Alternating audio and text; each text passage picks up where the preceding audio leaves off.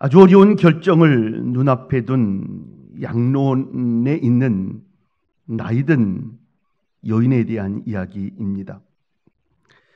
열광적인 야구 팬인 그녀는 진행 중인 월드 시리즈에 대단한 관심을 가지고 있었습니다. 오늘 일요일 아침 그녀는 오후 3시에 결정적인 게임이 TV로 중계된다는 소식을 듣고 매우 기뻐했습니다. 그런데 똑같은 시간에 교회 예배가 또 있게 되었습니다.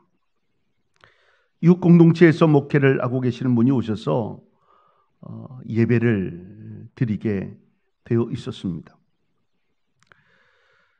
경건한 이 여인이 극도로 선택의 문제에 부딪히게 되었습니다. 그녀에게 누가 이렇게 물었어요. 교회 예배에 참석할 것인가? 아니면 TV에서 하는 월드 시리즈를 볼 것인가? 그런데 그녀의 대답이 이랬습니다.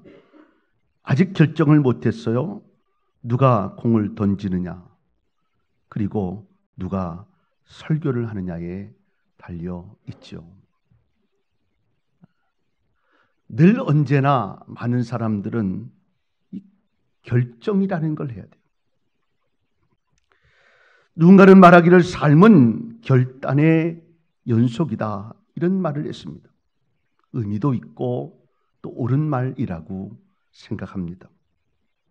왜냐하면 살아가면서 크고 작은 일에 부딪히게 되고 그럴 때마다 이것이냐 저것이냐를 선택해야만 하기 때문입니다. 하지만 가슴 아픈 일은 우리들은 한치 앞을 내다볼 수 없기에 스스로의 결단에 대해 매우 불안해할 수밖에 없다는 거예요. 과연 지금 이 결정이 옳은가라고 하는 거예요. 이것에 불안함을 느껴요. 내가 판단하는 이 결정이 옳은가 하는 거예요. 그렇기 때문에 크고 작은 어떤 일을 계획하고 결단함에 있어서 사람들은 마치 도박판의 투전꾼과 같은 심정이 되곤 합니다. 그러나 이러한 모습은요, 결코 옳을 수 없으며 더군다나 그리스도인의 모습은 더더욱 아닙니다. 오늘 본문은 어떤 일을 함에 앞서 가장 옳고 바른 신앙적인 모습은 어떤 것인가를 우리에게 잘 표현해 주고 있습니다. 오늘 말씀 생각하면서 몇 가지 은혜를 나누며 하나님의 은혜 가운데 거할 수 있기를 바랍니다. 첫째로 어떤 일을 시작함에 앞서 충분히 기도함으로 시작해야 한다는 것입니다. 삶의 과정 중 어떤 일을 하려 할 때 충분히 기도해야 합니다. 사실 그리스도인들에게 이 일은 아주 평범하고 상식적인 일이에요. 그런데 실제적으로는 이렇게 하지를 못한다는 데 문제가 있어요.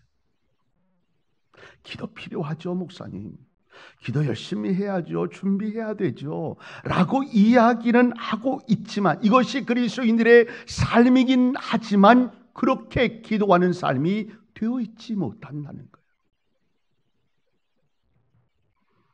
이것은 가장 중요한 원칙 가운데 하나입니다. 왜냐하면 일을 시작하기 전에 드리는 기도는 그 일을 주님께 전적으로 의지한다는 의미가 내포되어 있기 때문입니다. 오늘 본문에 보면 다윗은 왕국을 통치해야만 하는 중대한 국면에 처하게 됩니다. 그러기에 그것은 엄청난 결단을 필요로 하는 것이었습니다. 그런데 이 일에 앞서 다윗이 하기를 원했던 것은 뭐냐면 법궤를 이송하는 거예요. 옮기는 거예요. 그러면서 3절은 이렇게 표현하죠. 사울의 때는 교회 앞에서 묻지 아니하였느니라. 사울의 때에는 언약궤에 별로 관심이 없다는 거예요. 언약궤는 뭘 이야기합니까? 하나님의 임재를 상징해요. 그래서 언제나 언약궤가 그들의 중심 가운데 있었어요. 이스라엘이 이동하는 그 중간에도 늘 언약궤가 있었어요. 그러니까 언약궤를 중요하게 여긴다는 것은 하나님을 중요하게 여긴다는 거예요. 그런데 사울왕 때는 그런 일이 없었다는 거예요. 그런데 다윗이 왕이 되자마자 제일 먼저 그 일을 하기 위해서 하기를 원했던 것은 뭐냐면 언약궤를 옮기는 거예요. 우리의 중심에 하나님이 계십니다. 하나님이 나와 함께 하십니다. 라고 하는 것을 고백하고 있는 거예요. 여기엔 큰 의미가 담겨져 있습니다. 나라를 다스려야만 하는 현실에 직면한 다윗은 할 일이 많았을 거예요. 분주했을 것입니다. 이걸 해야 되나 저걸 해야 되나, 이 제도부터 바꿔야 되나 저 제도부터 바꿔야 되나, 이렇게 해야 되나 저렇게 해야 되나 분주했을 거예요. 그런데 그의 중심은 어디에 있었냐면 하나님에게 있었다는 거예요. 먼저 하나님을 바라보며 하나님께 물으며 하나님의 인도하심을 받으며 하나님이여 도와주세요 라고 하는 마음을 가지고 언약궤를 이송하기를 원하는 계획을 가진 거예요.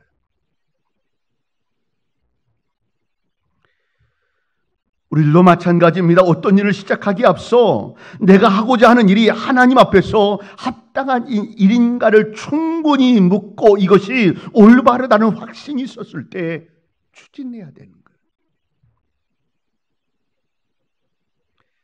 신앙의 많은 선배들이 어떤 일을 시작하기에 앞서 충분히 하나님께 아뢰고 일을 시작했던 모습을 우리는 잘 압니다. 모세의 후계자였던 여호수아가 여리고로 가는 어마어마한 성을 바라보면서 하나님 앞에 기도를 했죠. 충분히 기도를 했어요. 하나님 도와주세요. 지금까지 인도하신 그 하나님께서 앞으로도 인도하실 것을 믿습니다. 라고 이 여리고성 다 왔는데요. 여리고 이제 가나안 땅에 다 왔는데 이게 왜 여리고성 때문에 어떻게 합니까? 라고 하면 충분히 하나님 앞에 기도했어요. 결국 응답을 받고 성공의 삶을 이루고 넘어가는 기회를 갖습니다. 시스기야 왕도 죽을 상황이 벌어지자 열심히 성전의 벽을 떼고 기도하면서 하나님 살려주세요 라고 이야기했던 15년을 더 살게 하셨어요. 십자가의 사건을 눈앞에 두신 예수님도 역시 충분히 기도하면서 그 사명을 감당하셨다는 거예요. 그렇기에 우리도 우리의 삶에 도전하기에 앞서 충분한 기도가 있어야 합니다. 이것은 내 삶을 주관해 주시고 내가 도전하는 일에 하나님 역사해 달라고 하는 하나님을 하나님으로 인정하는 고백이에요.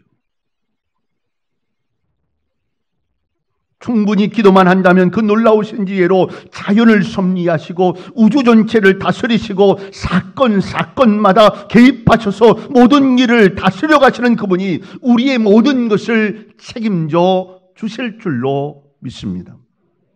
그러기에 우리는 하나님의 통치를 인정해야 합니다. 모든 것을 하나님의 주권에 있다는 사실을 인정하는 자가 하나님의 역사를 내 삶에 경험하게 될 줄로 믿습니다. 잠언 3장 6절은 말씀합니다. 너는 범사의 그를 인정하라. 그리하면 내 길을 지도하시리라. 할렐루야. 내 길을 지도하시리라. 뭐하면요? 하나님을 인정하면, 그 인정하는 게 뭐냐면 기도요. 이 말씀은 영원한 진리입니다. 하나님의 말씀대로 순종하고 하나님의 섭리를 인정하고 올바로 기도하는 자에게는 형통하고 기쁜 삶을 살게 하십니다. 반면에 하나님을 의지하지도 그분의 섭리를 인정하지도 않는, 오히려 인간의 지혜를 믿고 자기가 모든 것을 해결하려고 하는 사람들에게는 고통도 문제도 그치지 않는다는 사실을 우리는 기억해야 합니다. 신기한 일이에요. 하나님께 맡기면 하나님이 그 일을 자연스럽게 이루세요.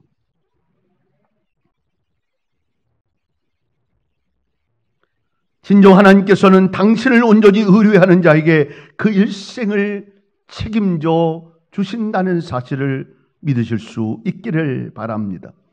두 번째로는 어떤 일을 시작함에 앞서 항상 과거를 돌아보면서 그 일을 합리적으로 진행시켜 나가야 합니다. 4절의 말씀 보니까 뭇 백성의 눈이 이 일을 좋게 여김으로 온 회중이 그대로 행하겠다 한지라. 참 한 공동체에서 특별히 교회라든가 주를 위한 그 모임의 공동체에서 이랬으면 좋겠어요. 앞에 리더하는 사람도 하나님을 기쁘게 하는, 모든 성도들도 하나님을 기쁘게 하는, 오늘 다윗이 이성의 계획을 이야기했더니 그 일을 기쁘게 받았어요. 그 모든 공동체가 한 마음으로 기쁘게 하나님이 원하실 수 있는 일을 하는 거예요. 여러분, 이게 최고예요. 대단히 큰 일을 하지 못해도 함께 이루어갈 수 있는 동역자가 되어서 아름다운 공동체를 이루어가는 거예요. 오늘 뭇 백성의 눈이 이를 좋게 여김으로 온 회중이 함께 했다는 거예요. 단 백성이 다수가 좋게 여기는 것이 늘 옳은 것은 아니에요. 기독교는요, 민주주의의 모습이 아니고 신본주의, 하나님이 중심으로 하고 하나님이 원하시는 것을 중심으로 하는 거예요. 10명의 정탐꾼이 원해도 하나님의 사람 2사람이 여호수아와 갈렙이 원하는 그 일을 가게끔 하시는 분이 하나님이에요. 하나님의 인도하심이 옳은 길을 우리에게 제공한다는 사실을 기억할 수 있어야 해요. 그러나 늘 모든 사건들마다 그렇게 하나님이 원하는 일은 소수의 것을 이야기하는 것은 아니에요. 합력하여 선을 이룬다는 일이 참 좋은 일이에요. 전 동역자라는 표현이 참 좋아요. 같이 가는 거예요.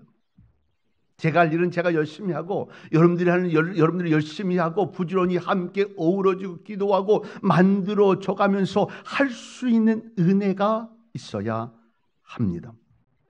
사실 오늘 본문을 통해 다윗은 법계 이송의 계획의 정당성을 주장하고 있는 것을 보게 돼요. 그런데 모든 백성들이 그 일에 한마음이 되어 합리적인 생각을 가지고 그 일을 진행해 나갔어요. 진정 어떤 일이든 성공하려면 항상 과거의 성공과 실패를 교훈 삼아 합리적으로 그 일을 진행시켜 나가야 합니다. 그래도 실패할 일이 있어요. 최선을 다해서 분석을 하고 앞으로 나아가 미래를 예견할 수 있을 때에도 실패할 수 있어요. 그런데 실패의 가능성을 최소화할 수는 있다. 그런데 과거를 무시하고 현재에 급급하고 아집과 이해타산만을 고집하는 것은 결코 성공할 수 없는 미련한 모습임을 우리는 알아야 합니다. 사랑하는 여러분, 충분히 기도하면서 어떤 일을 결정하고 또 하나님이 주신 은혜로 합리적인 모습을 가지고 있다고 한다면 그것을 내게 주신 기회로 여기세요. 늘 많은 사람들은 고민만 하다가 기회를 놓쳐요.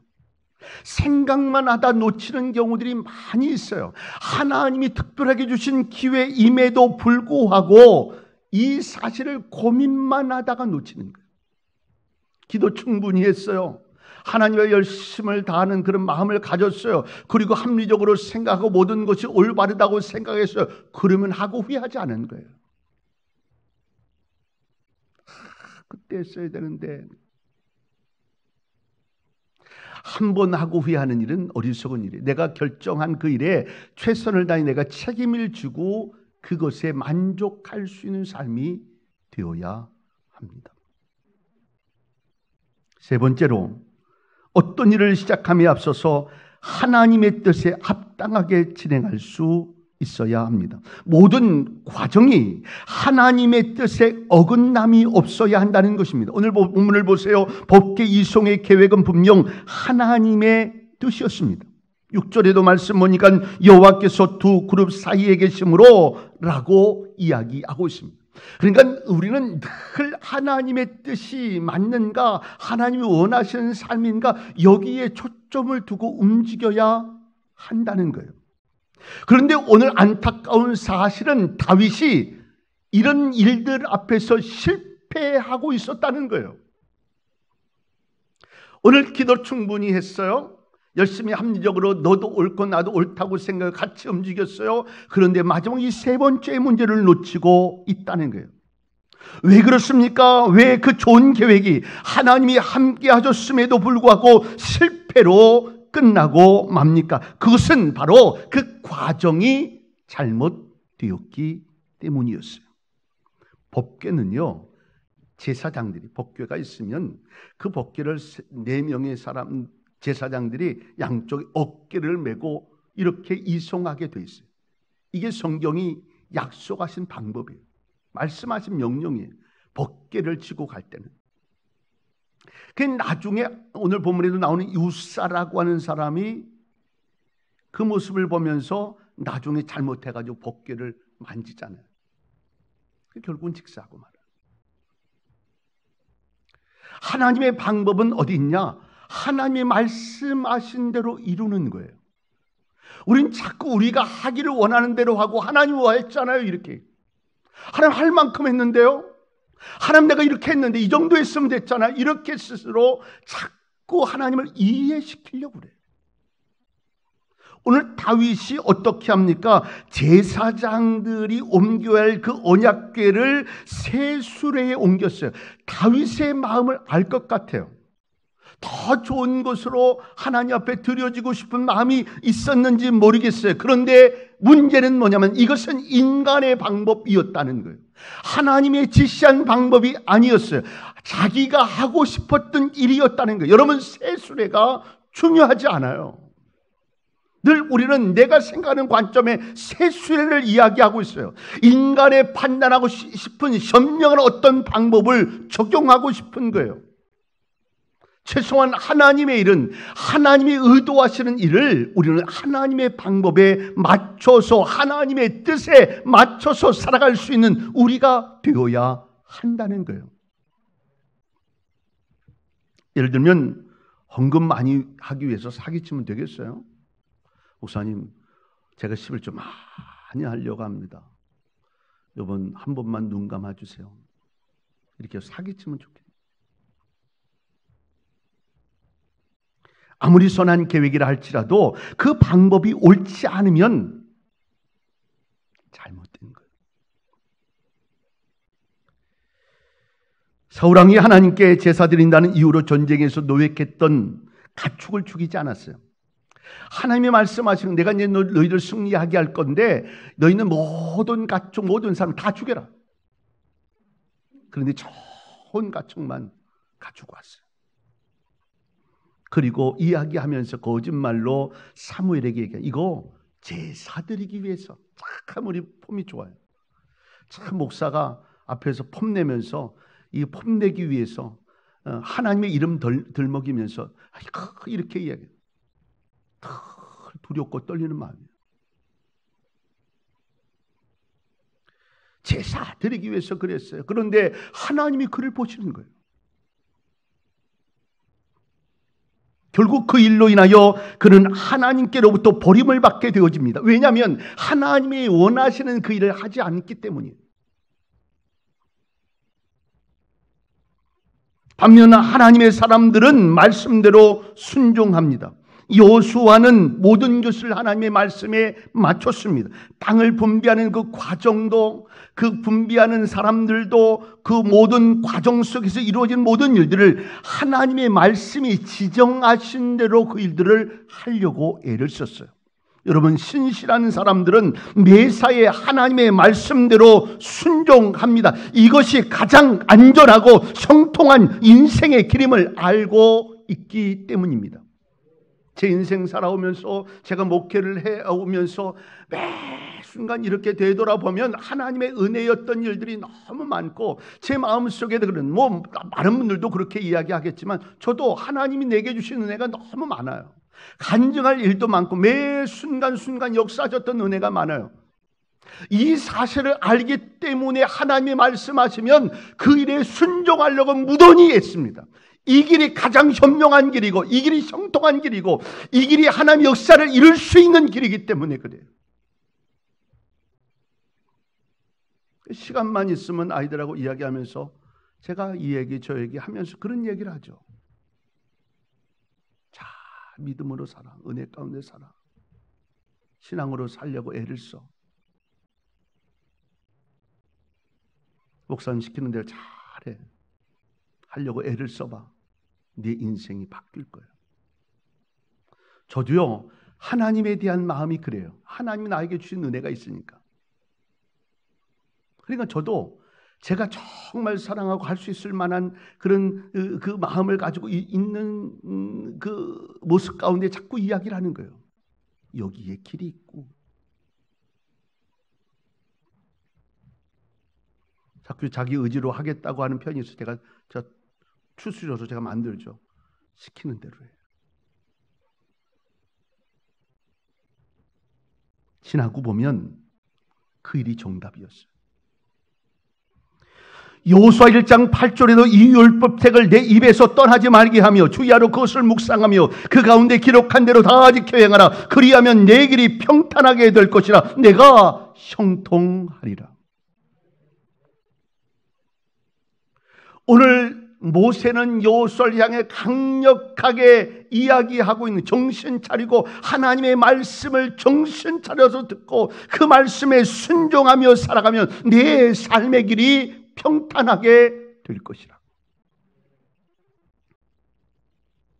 사랑하는 여러분, 기도하고 주도 면밀하게 시작한 일이 있습니까? 아니면 이제 시작하려고 하는 일이 있습니까? 그렇다면 그 방법도 정당해야 합니다. 하나님이 그 일을 어떻게 여기실 수 있는가? 하나님이 기뻐하실 수 있는가? 저는 제 마음속에 이런 게, 하나님 기뻐하면 그 일은 된다. 하나님이 원하신 일을 하면 그 일은 된다. 힘들지 보여지는 게 없을지 모르겠다. 그래도 하나님이 함께하는 그 일은 반드시 역사가 있다. 오늘 우리의 방법이 하나님의 방법이 되었으면 좋겠고, 우리가 하기를 원하는 뜻이 하나님의 뜻과 똑같은 뜻이 되었으면 좋겠고, 그 속에 하나님의 역사를 이루는 은혜가 임하게 될 줄로 믿습니다. 말씀을 정리합니다. 어떤 일을 시작하기에 앞서 하나님을 기억할 수 있기를 바랍니다. 또 그 일을 시작하기 전에 충분히 기도할 수 있기를 바랍니다. 내 생각이 그 중심에 있지 않고 하나님의 생각이 그 중심에 있도록. 또 그 일을 시작하기에 앞서 합리적으로 생각하며